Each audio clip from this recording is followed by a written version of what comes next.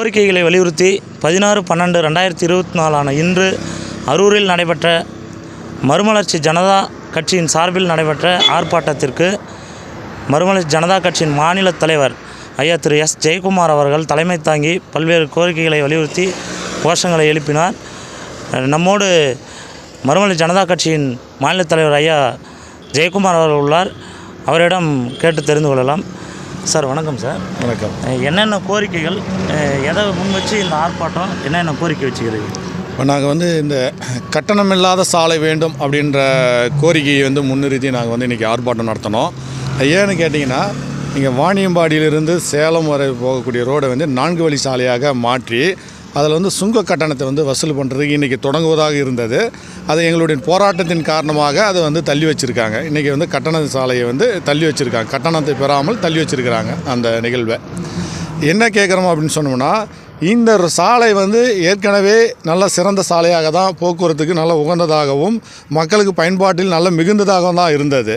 அதை ஏன் விரிவாக்கன்ற பேரில் கட்டண சாலையாக மாற்றுறீங்க? இந்த கட்டண சாலையாக மாற்றுறதுனால இங்கு இருக்கின்ற விவசாயிகள், நடுத்தர மக்கள் மற்றும் வாகனம் வச்சு கொண்டு இருக்கின்ற போக்குவரத்து பயன்படுத்தக்கூடியவர்கள் மிகவும் கடுமையாக பாதிக்கிறாங்க.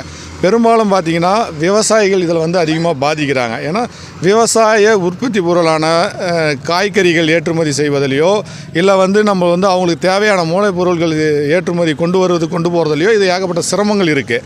ஏன்னா டோல்கேட் இருக்கிறதுனால கட்டணங்கள் கட்டி கொண்டு வரக்கூடிய காலகட்டத்தை தள்ளப்படுறாங்க. விவசாயிலாம் தன்னுடைய விளைபொருளை கொண்டு போய் ஒரு இடத்துல விற்கிறது கொண்டு வரும்போது பார்த்திங்கன்னா, இந்த பக்கம் சேலம் எல்லாருக்கும் உகந்த இடமாகவும், இந்த பக்கம் ஊத்தங்கரை அரூர் போக்குவரத்து உகந்த இடமாகவும் இருக்கும்.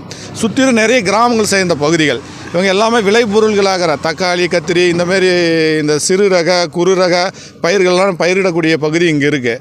அதெல்லாம் கொண்டு செல்லும் போது வாகனங்களை, சின்ன சின்ன வாகனங்களை கொண்டு போவாங்க. 4 சக்கர வாகனங்கள் இதெல்லாம் கொண்டு போகும்போது என்ன ஆகுன்னா, அது சுங்க கட்டணம் செலுத்தி கொண்டு போகிற காலகட்டத்துக்கு வராங்க. சுங்க கட்டணம் என்பது அதை இந்த மக்களையும் பாதிக்குது. ஏன்னு கேட்டிங்கன்னா, வாடகைதாரர்கள் வாடகை உயர்த்துவாங்க. சுங்க கட்டணம் அதிகமாக கொடுக்கும்போது வாடகையும் உயர்த்தப்படுது. வாடகை உயர்த்தப்படும் போது மக்கள் பயன்படுத்தக்கூடிய உணவுப் பொருட்கள், அன்றாட தேவைப்படுகின்ற உணவுப் பொருட்கள் ஆகட்டும், இல்லை காய்கறிகள் ஆகட்டும், அத்தியாவசிய தேவைகளாகட்டும், இது என்ன ஆகுதுன்னா விலையேற்றம் ஏறுது. அப்போ இந்த சாலையினால் இது ஒரு தொழில் நகரம் மிகுந்த பகுதியோ கிடையாது. எல்லாம் கிராமங்கள். இப்போ அரூர், பாப்பரெட்டிப்பட்டி பகுதியிலெல்லாம் பார்த்திங்கன்னா மிகவும் குட்கிராமங்கள் நிறைந்த பகுதி. 70 ஆண்டுக்கு அப்புறம் தான் அரூரே இப்போ நகராட்சியாக அறிவிச்சுக்கிறாங்க. இந்தியா சுதந்திரமாக அடைந்து 75 ஆண்டுகளுக்கு கடந்த பிறகு தான்